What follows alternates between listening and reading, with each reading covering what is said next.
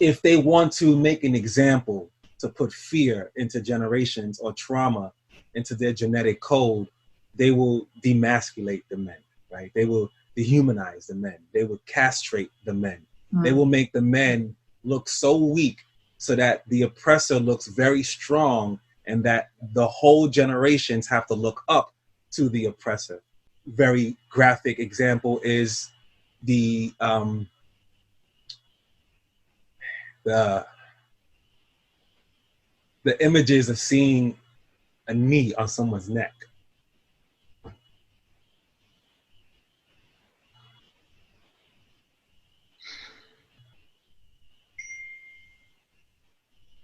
You're surrounded by people who want to help.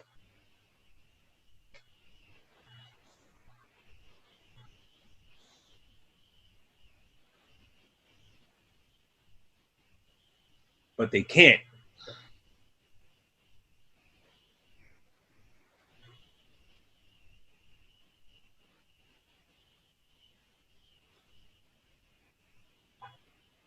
And then for me, what's different is,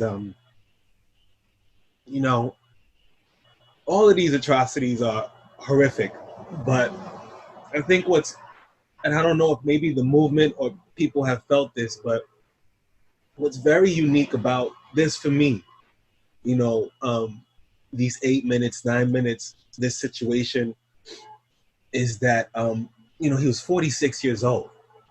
I think that was,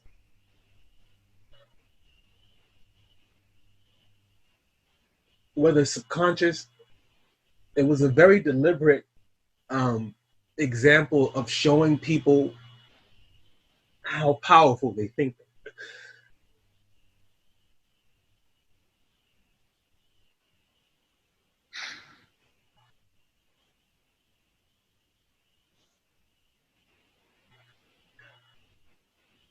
How powerful they think they are, and what it does to communities. It makes people feel, if the black men, if the brown men, if the indigenous men cannot protect us,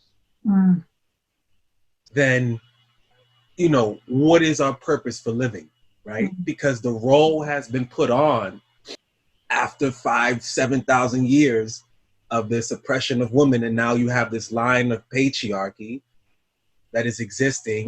Just thinking of the men being the providers, or should be the providers, the men being the warriors, or should be the ones protecting the communities, and then making an example that they cannot protect you. I think that is beyond psychological warfare. It is a reminder in all of your senses that you are defenseless. And I think there's a lot of pressure, on men. And I think the mentality that we have, even seeing young black men being, there was like a 9-year-old that went viral, or 10, he was just being handcuffed by these security officers, and there was this one guy who was just taping it, and he was just like getting aggressive, saying, you cannot do that to that kid. But even no matter how aggressive he got, he still had to obey the law.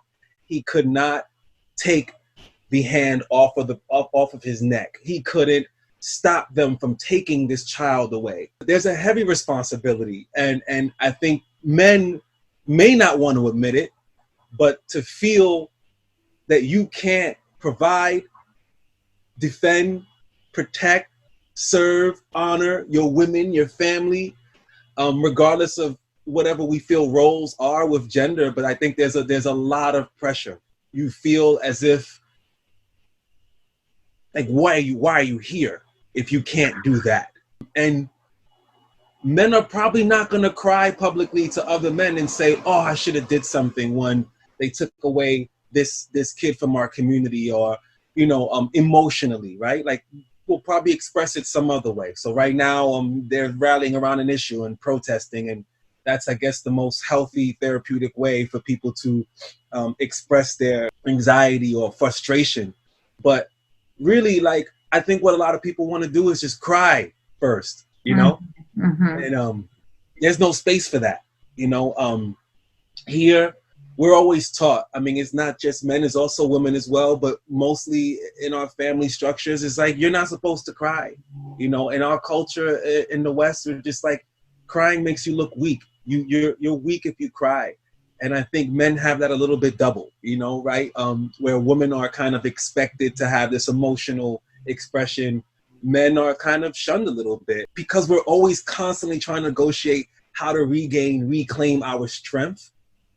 I think it's hard for us to be vulnerable, and it's hard for us to really share that connection we do have with women, right? That connection of, I also need to be held. I also want to cry and just fall apart and just not have an answer and just be heard or whatever, right? Like, I mean, and there's just really not room that I've seen, you know, in my lifetime and what I've studied for men to really do that.